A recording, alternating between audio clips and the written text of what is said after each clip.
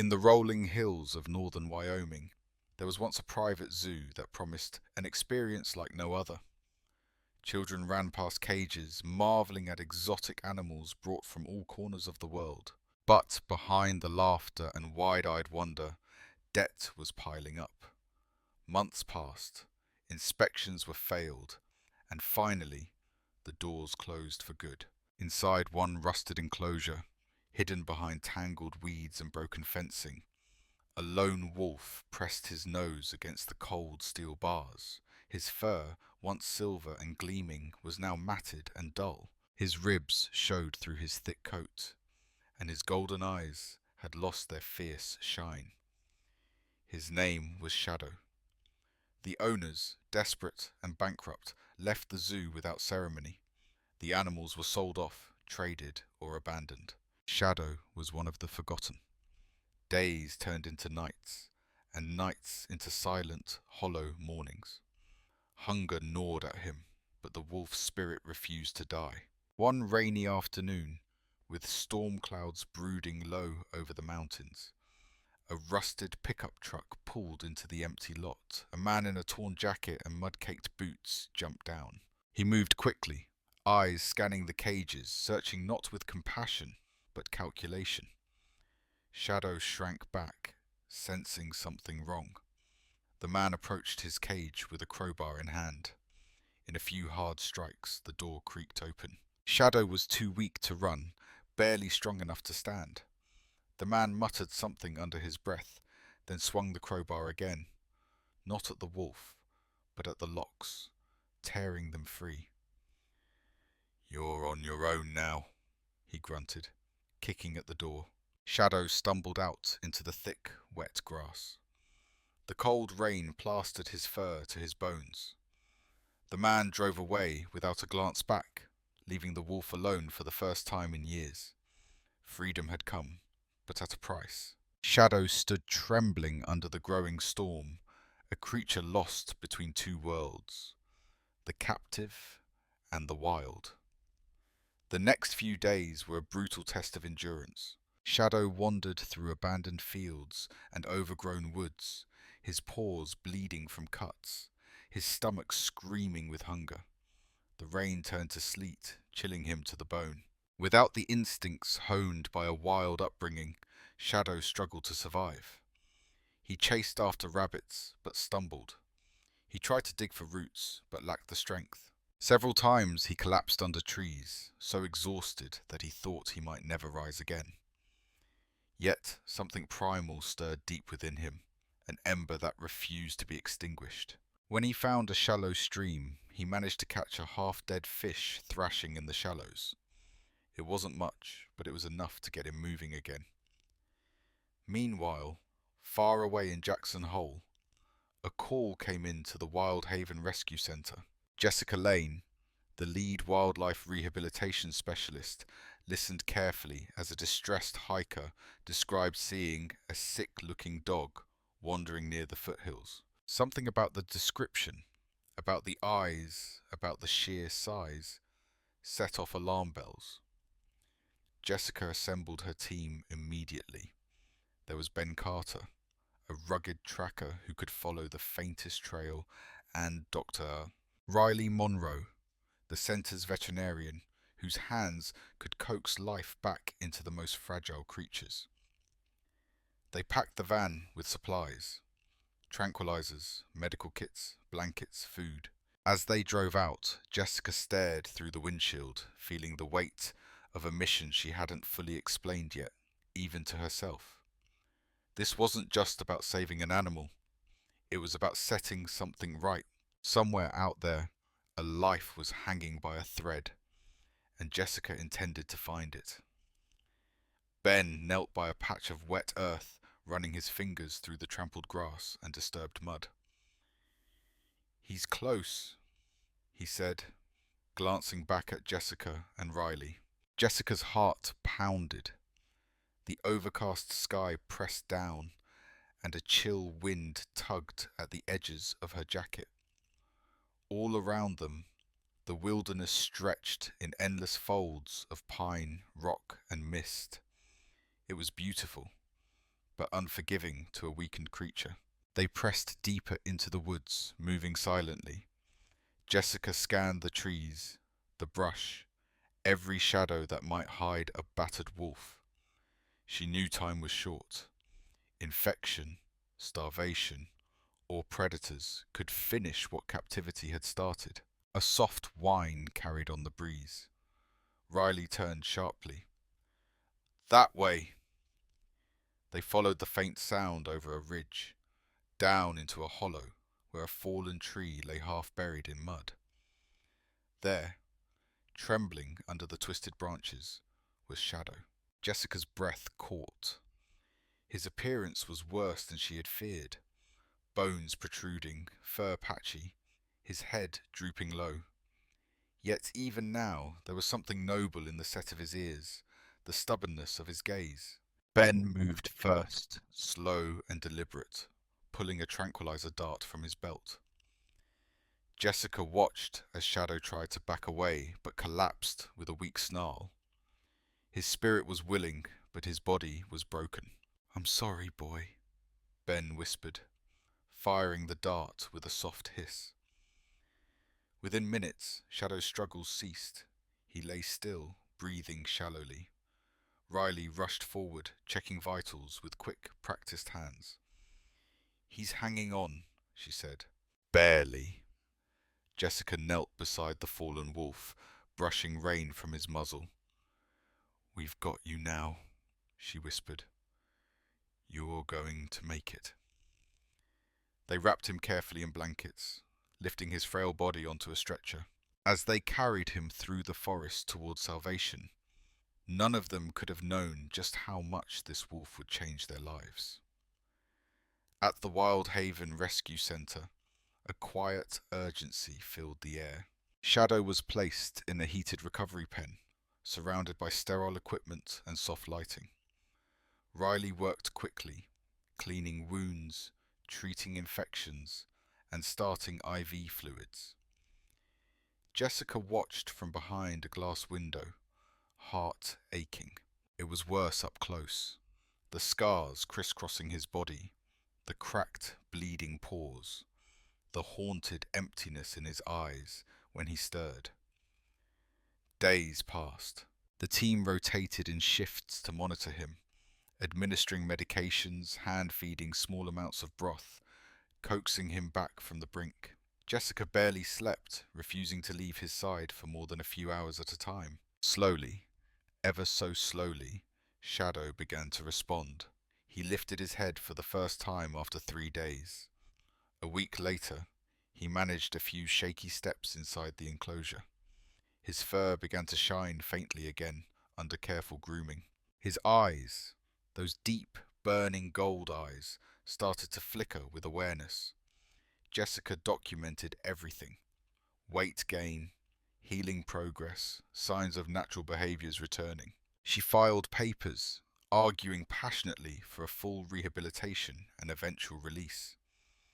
There were risks. Captive animals often struggled to adapt to the wild, but Jessica believed in him. She saw the wildness still burning inside Shadow, a fire that captivity had not destroyed. One evening, after administering his medicine, Jessica sat cross-legged outside his pen, sipping coffee from a thermos. She spoke softly, telling him about the mountains beyond the rescue center, about open skies and untouched forests. "You are not meant to live behind bars," she said. "You were born to run free." Shadow watched her silently, ears flicking at the sound of her voice. A connection, fragile but real, began to form between the scarred wolf and the woman who refused to give up on him. As Shadow grew stronger, new challenges emerged. His instincts were dulled, his reactions slow. He didn't know how to hunt or fear humans the way a truly wild wolf should. If released without proper preparation, he would almost certainly die. Jessica called a meeting with her team. Around a battered oak table, they laid out a plan. "We need to rewild him," she said. "Teach him how to survive on his own." Ben nodded thoughtfully. We can set up an outdoor enclosure, simulate a real environment. I can work on creating feeding puzzles, Riley added. Stimulate natural hunting behavior. It was a massive undertaking, requiring months of careful work.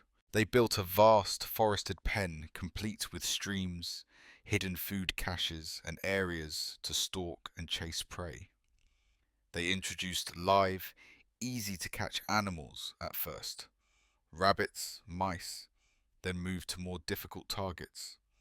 Shadow struggled at first. He would hesitate, unsure, and sometimes lose his prey entirely. But little by little, he improved. His muscles grew lean and strong. His coat regained its glossy sheen. One morning, Jessica watched as he stalked a rabbit through the tall grass. His movements were cautious, clumsy, but there was a spark of the predator he was meant to be. When he finally caught it, he lifted his head and howled, a rich, trembling sound that echoed across the trees. It was the first time Jessica heard him sing. Tears filled her eyes. He was coming back to himself. But the true test still lay ahead. With Shadow's recovery going better than anyone dared hope, Jessica started the next battle, securing a permit for his release. It wasn't easy. Government wildlife agencies required proof that rehabilitated predators could survive independently and would not pose a danger to humans or livestock. Meetings were scheduled, reports were drafted, endless forms were filled out. Jessica stood in a small, fluorescent-lit office, facing a panel of serious-looking officials from the Wyoming Department of Wildlife. Her hands trembled slightly as she presented the data. Shadow's hunting progress, health records, behavior observations. He's wild at heart, she finished, voice steady. He deserves a second chance. One of the officials, a silver-haired man named Samuel Brooks, leaned forward. You're asking us to bet on an animal that was once caged, starved, and abused. Are you certain he can make it? Jessica met his gaze without flinching. Yes, sir. I believe he can. They deliberated for days. Every time her phone buzzed, Jessica jumped, heart in her throat. She hardly slept, worrying that bureaucracy would crush Shadow's future. Then, one crisp morning, a letter arrived.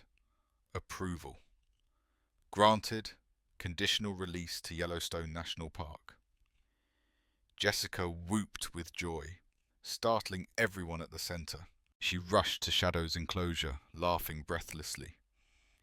You did it, boy, she whispered through the fence as Shadow prowled the perimeter, muscles rippling under his thickening coat. You're going home. Preparations moved into overdrive. The team charted a carefully chosen release point deep within Yellowstone's protected wilderness, an area teeming with prey and far from human settlements. The final step was at hand. On the day of the release, the early sun painted the sky in soft gold and pink. Jessica, Ben, and Riley loaded Shadow's crate into a specially fitted trailer. Jessica knelt by the opening one last time. You're ready, she said, placing a hand on the crate's cold steel bars. Shadow stared back at her with calm, steady eyes. Not desperate, not frightened, resigned, and somehow trusting. The drive to Yellowstone was long and tense. They travelled in silence, the road winding through vast stretches of empty land where mountains loomed against the sky like ancient sentinels. Jessica's mind raced. Would he adapt? Would he find a pack? Would he live free? Or vanish into the wilderness, a ghost of the animal he might have been? As they reached the staging area, rangers met them, briefing the team on protocols. The release site was a few miles hike into the forest, inaccessible by vehicle. They would have to carry the crate by hand. It took hours, sweat soaking through clothes as they hauled the heavy burden over uneven terrain. Birds called overhead. The air smelled of pine and earth. Finally, at a quiet clearing ringed by tall aspens, they stopped. This was it. Ben unscrewed the bolts on the crate door. Jessica crouched low, barely breathing. Shadow sensed it. He moved to the front of the crate, nose twitching at the wild scents swirling on the breeze. The door swung open. For a long moment, Shadow stood still. Then, with a sudden, graceful leap, he bounded out into the clearing, paws kicking up clumps of earth. He didn't look back. Jessica pressed a hand to her mouth, tears streaming freely now. He was free. Shadow ran until his lungs burned, until his legs ached, until he could no longer hear the sound of human voices or smell the foreign metallic scent of cages. The forest welcomed him like a long-lost son. Towering trees, whispering grasses, the distant rush of a river, all of it surrounded him in a symphony of life. Instinct took over. He found water first, drinking deeply from a mountain stream. He hunted small prey, clumsily at first, but with growing skill. Each successful hunt strengthened his body, sharpened his senses. For the first time in years, Shadow slept under the stars, not under a corrugated metal roof. He revelled in the scents of pine, fresh earth, and the wild musk of deer. But it wasn't without hardships. Once he stumbled into a grizzly bear's territory and had to flee, limping from a gash on his flank. Another time, a freezing rainstorm forced him to shelter under a fallen tree, shivering through the night. Yet he endured. Weeks turned into months. Shadow grew leaner, stronger, and wiser. His coat gleamed under the sun, thick against the cold. One night, when the moon hung huge and golden over the mountains, Shadow raised his head and howled, a long, wild song that echoed across the valley. Somewhere, deep in the forest, an answering howl came. Following the distant calls, Shadow travelled through the dense forest. The new scents were exciting. Strange wolves, wild and wary. It was a delicate process. Lone wolves were often seen as threats or intruders. Shadow kept his distance at first, observing the pack from afar. He watched them hunt, saw how they moved together, almost like a single creature. Gradually he approached, signalling submission with lowered posture and soft whines. Days passed. Shadow brought offerings, rabbits, birds, to leave near their den. He remained patient, respectful. Finally, one evening, a young wolf from the pack approached him, nose twitching. Then another, and another. They sniffed, circled, tested. The alpha, a massive grey wolf with piercing blue eyes, stood watching from a rise above. After a long moment, he gave a low, approving rumble. Shadow had been accepted. He wasn't alone anymore. The pack taught him skills he never learned in captivity. How to coordinate a chase, how to guard territory, how to survive the brutal winters together. He ran with them under the moonlight, a shadow among shadows, a heartbeat in the greater rhythm of the wild. For the first time in his life, Shadow wasn't just surviving, he was living. Back at Wild Haven Rescue Center, Jessica kept a picture of Shadow taped to her office wall. A photo taken just before his release, his golden eyes blazing with fierce determination. Every so often, she would drive to Yellowstone with Ben and Riley, scanning the landscape with binoculars, hoping for a glimpse of the wolf they had fought so hard to save. Once, just before sunset, Jessica thought she saw him. A silver flash among the trees, leading a small pack across a meadow. She smiled, tears welling up, but this time they were tears of joy. Shadow belonged to the wild now, to the wind, the forests, the endless blue skies. He was free in ways that no cage could ever contain again. And somewhere in the vast, untamed heart of Yellowstone, a wolf howled. A song of survival, of freedom, of a second chance fiercely won. A new dawn had come, and it was only the beginning.